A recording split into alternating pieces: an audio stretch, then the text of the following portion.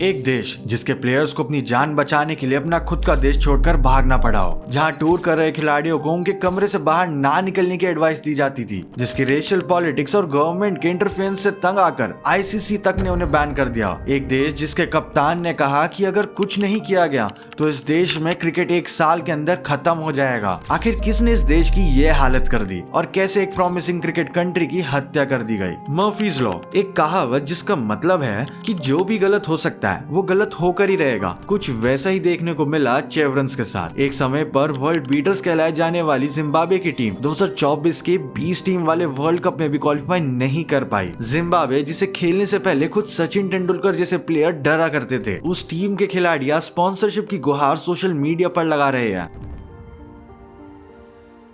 Andrew bill flower, एक ऐसा player जिसने जिम्बाब्वे की टीम का नक्शा बदल के रख दिया। दुनिया के सबसे महान विकेट कीपर बल्लेबाजों में से एक एंड्रू ने जिम्बाब्वे क्रिकेट को 7वें आसमान पर पहुंचा दिया था। उनके छोटे भाई Grant Flower, allrounder Heath Streak, बल्लेबाज एलिस्टर कैंपबेल और गाय विटहॉल और साथ में तेज गेंदबाज हेनरी ओलंगा जैसे लेजेंड्स के साथ मिलकर इन्होंने सारी दुनिया के सामने जिम्बाब्वे क्रिकेट का लोहा मनवाया। एक टाइम पर जिम्बाब्वे की ये team Australia, India, Pakistan, Sri Lanka जैसी टीम्स को रेगुलरली चुनौती दे रही थी, जिस वजह से उनकी टीम का भविष्य उतना ही सुनहरा लग रहा था जितना कि आज की अफगानिस्तान की टीम का लग रहा है। अब जिम्बाब्वे क्रिकेट के इस मौजूदा हालात को समझने के लिए हमें थोड़ा उनके इतिहास को समझना पड़ेगा। तो चलो शुरू करते हैं शुरुआत से। साल था 1975। क्रिकेट का पहला विश्व कप इंग्लैंड में खेला गया, जहां इंडिया, पाकिस्तान, ईस्ट अफ्रीका सहित 8 देशों ने हिस्सा लिया था। ये वर्ल्ड कप क्रिकेट जैसे स्पोर्ट के लिए काफी रेवोल्यूशनरी चीज होने वाली थी, लेकिन अब तक जिम्बाब्वे को आजादी नहीं मिली थी। जिम्बाब्वे को साउदर्न रोडेशिया के नाम से जाना जाता था। क्रिकेट इस देश में सिर्फ इलाइट क्लास का खेल था और उसमें अच्छा खेलने वाले को सीधे साउथ अफ्रीका की टीम के लिए खेलने का मौका मिलता था। साल 1980 में जिम्बाब्वे को आजादी मिली और इस देश में इस खेल के प्रति उत्साह को देखकर आईसीसी ने उन्हें साल 1981 में एसोसिएट मेंबरशिप दे दी, जिसके 2 साल बाद उन्हें अपना पहला वर्ल्ड कप खेलने का मौका मिला। अपने पहले वर्ल्ड कप में ऑस्ट्रेलिया जैसी टीम को हराने के बाद जिम्बाब्वे एक स्ट्रॉन्ग क्रिकेट टीम बनने की ओर निकल पड़ी थी। मगर अगले 2 वर्ल्ड कप जो कि 1987 और 1992 में हुए थे, उसमें जिम्बाब्वे की टीम ने लगातार खराब प्रदर्शन किया था, जिसके बाद सभी लोगों ने जिम्बाब्वे से उम्मीदें खो दी थी। साल 1992 में होता है Benson and hedges world cup, जिसमें जिम्बाब्वे का पहला मैच था श्रीलंका के खिलाफ और टॉस के टाइम पर कैप्टन डेव हॉटन ने एक खिलाड़ी के डेब्यू की अनाउंसमेंट करी। अपने डेब्यू मैच में 24 साल के उस खिलाड़ी ने पूरे 115 रन्स नॉट आउट बनाए। मैच भले ही जिम्बाब्वे हार गई हो, मगर इस मैच में जन्म हुआ एक ऐसे खिलाड़ी का जो जिम्बाब्वे को अपने सुनहरे दिनों में ले जाने वाला था, एंड उस प्लेयर का नाम था एंड्रू बिल फ्लावर। एंड उसी साल 1992 के ओडीआई वर्ल्ड कप में वेस्ट इंडीज के अगेंस्ट डेब्यू किया 19 साल के एलिस्टर कैंपबेल ने। अपने करियर के शुरुआती दिनों में स्ट्रगल कर रहे कैंपबेल आगे जाके जिम्बाब्वे क्रिकेट की दीवार बनने वाले थे। एंड देन उसी साल के एंड में जिम्बाब्वे के लिए डेब्यू करते हैं एंड्रू फ्लावर के छोटे भाई 22 साल के grand flower. Debut ODI match में इंडिया के खिलाफ उन्होंने 82 रन्स बनाकर अपने बड़े भाई की तरह ही उन्होंने अपने पहले मैच से पूरी दुनिया को अपने टैलेंट के बारे में बता दिया था। एंड देन अगले साल 2 और प्लेयर्स का डेब्यू होता है, गाय विटहॉल और हीथ स्ट्रीक। एंड जिम्बाब्वे की ये यंग ब्रिगेड तैयार थी पूरी दुनिया से भिड़ने के लिए। 2 फरवरी 1995 मैच था पाकिस्तान वर्सेस जिम्बाब्वे। ग्राउंड था हरारे का, बॉल थी हीथ स्ट्रीक के हाथ में और बॉल जाकर स्टंप से टकराती है। बल्लेबाज थे आकिब जावेद और इस बॉल के साथ सुपरस्टार खिलाड़ियों से भरी हुई पाकिस्तान की टीम जिम्बाब्वे से एक इनिंग्स के साथ डिफीट खाती है। ये टेस्ट मैच कोई आम मैच नहीं था, ये थी जिम्बाब्वे टीम की पहली टेस्ट विक्ट्री, जिसको जिम्बाब्वे ने एक इनिंग्स से जीत लिया था। और इस जीत के कारण कोई और नहीं बल्कि फ्लावर ब्रदर्स, गाय विटहॉल और हीथ स्ट्रीक थे। ग्रैंड फ्लावर ने अपनी पहली पारी में नाबाद 201 रन बनाए थे और एंड्रू फ्लावर ने 156 रन बनाए थे। एंड वहीं साथ में गाय विटहॉल ने नॉट आउट 113 रन बनाए थे। बॉलिंग में हीथ स्ट्रीक ने 9 विकेट्स निकाले और यहाँ से सफर शुरू हुआ जिम्बाब्वे क्रिकेट के सुनहरे दिनों का। क्रिकेट जैसा स्पोर्ट इस देश में पहले से फेमस था, मगर रेसिज्म और इलाइटिज्म की वजह से इस खेल को सिर्फ व्हाइट पीपल ही खेला करते थे एंड बाकी लोगों को इस खेलने से मना कर दिया जाता था। मगर इस टेस्ट मैच में डेब्यू हुआ जिम्बाब्वे के पहले ब्लैक रेस के खिलाड़ी हेनरी ओलंगा का। मानो ये इनिंग्स विन एक हिंट था इंटरनेशनल क्रिकेट में इस यंग फास्ट बॉलर की एंट्री का। साल दर साल जिम्बाब्वे की टीम बेहतर होती जाती है और बाकी बड़ी टीम्स के गले का कांटा बन जाती है। साल 1998 में जिम्बाब्वे इंडिया को टेस्ट सीरीज हराती है और उसी साल हुई पहली चैंपियंस ट्रॉफी में हेनरी ओलंगा इंडिया के अगेंस्ट मैच में सचिन तेंदुलकर को बाउंसर पे न केवल आउट करते हैं बल्कि उस मैच में 4 विकेट लेकर टीम को जिताने की मदद भी करते हैं। एंड उसी साल जिम्बाब्वे की टीम पाकिस्तान को पाकिस्तान में हराकर अपने देश से बाहर पहली टेस्ट सीरीज भी जीतती है। फ्लावर ब्रदर्स और हीथ स्ट्रीक न केवल इस टीम के बल्कि इस खेल के लेजेंड्स बन जाते हैं। साल 2000 की इंडिया टूर में एंड्रू फ्लावर 4 इनिंग्स में 550 रन बना देते हैं। ये सब सुनने में कितना अच्छा लगता है ना। आपकी टीम अच्छा परफॉर्म कर रही है, दुनिया आपके बारे में जान रही है, प्लेयर्स अच्छा परफॉर्म कर रहे हैं एंड इस पॉइंट पे सब कुछ अच्छा चल रहा होता है, मानो ये कोई सपना हो। क्योंकि जिस हालात से जिम्बाब्वे की टीम निकल के आ रही थी, ये सब चीज एक रेवोल्यूशन से कम नहीं थी उस देश के लिए। मगर जिम्बाब्वे क्रिकेट की इस रफ्तार पर ब्रेक भी बहुत जल्द लगने वाली थी। एक ऐसा झटका लगने वाला था जिससे देश फिर कभी नहीं उभर पाया। साल 2000 देश की इकोनॉमी खराब होने के कारण स्पोर्ट्स डेवलपमेंट के लिए गवर्नमेंट की फंडिंग को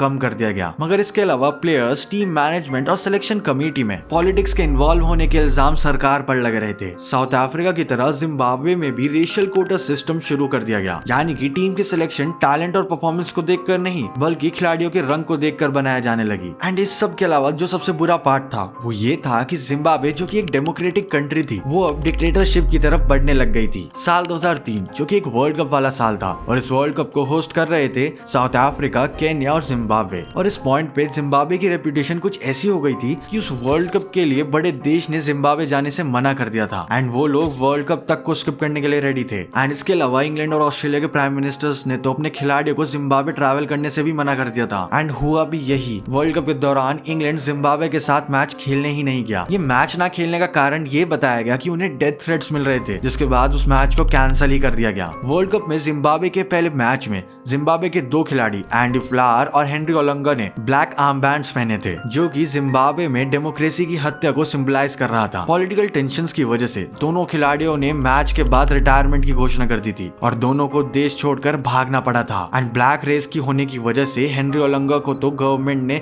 जिम्बाब्वे की नागरिकता से भी हटा दिया था। ये सब सुनने में कितना ज्यादा शॉकिंग लगता है। 2 प्लेयर्स जो कि टीम को आगे बढ़ा रहे थे, उन्हें अपना स्टैंड लेने की वजह से ऐसा करने पर मजबूर किया गया। ये सब बताता है कि उस देश की हालत कितनी बुरी हो चुकी थी। साल 2004 में टीम के कप्तान हीथ स्ट्रीक टीम की कुछ शिकायतें लेकर जिम्बाब्वे क्रिकेट यूनियन के पास जाते हैं। जवाब में उन्हें कैप्टनसी से हटा दिया जाता है, जिसके बाद 15 और सीनियर प्लेयर्स रिजाइन कर देते हैं एंड उन सभी का कॉन्ट्रैक्ट भी कैंसिल हो जाता है। स्ट्रीक की जगह कैप्टन बनाया जाता है टैलेंटेड मगर काफी यंग खिलाड़ी टाटेंडर टाबू को। एंड जो अगली टेस्ट सीरीज होती है उसमें लगभग पूरी रेशियल कोटा से बनी टीम खेलती है एंड ये सीरीज होने वाली थी श्रीलंका के अगेंस्ट। वो टीम श्रीलंका से काफी बुरी तरीके से हार जाती है। आईसीसी 1 साल के लिए जिम्बाब्वे को टेस्ट क्रिकेट से बैन भी कर देती है। जिम्बाब्वे की डोमेस्टिक क्रिकेट भी बर्बाद हो चुकी थी। उनकी डोमेस्टिक टूर्नामेंट लोगन कप में सिर्फ 4 टीमों ने हिस्सा लिया। टूर्नामेंट का स्टैंडर्ड इतना बुरा हो गया था कि लोगों ने इसे फर्स्ट क्लास क्रिकेट मानने से बिल्कुल इनकार कर दिया था। अगले साल जिम्बाब्वे का साउथ अफ्रीका दौरा हुआ। 2 टेस्ट और 3 ओडीआई की सीरीज में जिम्बाब्वे बहुत बुरी तरीके से हार जाती है एंड उसी साल न्यूजीलैंड ने जिम्बाब्वे का दौरा किया और एक तरफा जिम्बाब्वे को हरा दिया। मगर उसके बाद देश में चल रही डिक्टेटरशिप के कारण न्यूजीलैंड की सरकार ने जिम्बाब्वे का न्यूजीलैंड दौरा रद्द कर दिया एंड इसी सीरीज के दौरान जिम्बाब्वे के कोच फिल सिमंस को हटा दिया गया, जिसकी वजह से हीथ स्ट्रीक और एंडी ब्लैकनॉट जैसे खिलाड़ियों ने रिटायरमेंट अनाउंस कर दिया। And to make all these things worse, उसी साल जिम्बाब्वे के कैप्टन ताबू ने ये कहते हुए इस्तीफा दे दिया कि अगर कुछ नहीं बदला गया तो अगले 1 साल में इस देश में क्रिकेट की मौत हो जाएगी। उस साल उनका डोमेस्टिक टूर्नामेंट लोगन कप भी कैंसिल कर दिया गया और एंड्रू फ्लावर की कप्तानी में बनी जिम्बाब्वे क्रिकेट की नींव पूरी तरह से तबाह हो गई। साल 2006 में जिम्बाब्वे के डिक्टेटर रॉबर्ट मुगाबे जिम्बाब्वे की क्रिकेट बोर्ड को बंद करके एक इंटरिम कमेटी बनाते हैं, जिसके बाद और 1 साल के लिए उन्हें टेस्ट क्रिकेट खेलने से डिसअलाउ कर दिया जाता है। उस साल जिम्बाब्वे बस कुछ ओडीआई सीरीज खेलती है, जिसमें वो बांग्लादेश से सीरीज 3-2 से जीतती है, मगर केन्या से 2 मैच हार जाती है और फिर वेस्ट इंडीज से 5-0 से व्हाइट वॉश हो जाती है। 2007 में डिक्टेटर रॉबर्ट मुगाबे ने इस देश की इकोनॉमी की ऐसी बैंड बजाई थी कि ये पूरा देश हाइपर इन्फ्लेशन से जूझ रहा था और उस देश की महंगाई 250 मिलियन % से बढ़ गई थी। और इतनी खतरनाक महंगाई से बचने के लिए सरकार बड़े से बड़े नोट प्रिंट करने लग रही थी, जिससे महंगाई और ज्यादा बढ़ती चली गई। ये है एक 100 ट्रिलियन जिम्बाब्वियन डॉलर का नोट, जिससे एक टाइम पर शायद किसी के एक वक्त का खाना भी ना आ पाए। साल 2009 में जिम्बाब्वे डॉलर करेंसी को ही बंद कर दिया और कुछ नई रीजनल करेंसीज को इंट्रोड्यूस करवाया गया। देन साल 2013 में जिम्बाब्वे के खिलाड़ी और बोर्ड के बीच कुछ सैलरी को लेकर विवाद हुआ। प्लेयर्स को मिल रही पेमेंट से वो बिल्कुल भी खुश नहीं थे। प्रोटेस्ट और स्ट्राइक्स पर उतरने को तैयार जिम्बाब्वे के प्लेयर्स को उनके बोर्ड द्वारा नेगोशिएट करने के लिए मनाया गया, लेकिन डोमेस्टिक खिलाड़ियों के स्ट्राइक पर उतरने पर देश के 1 डे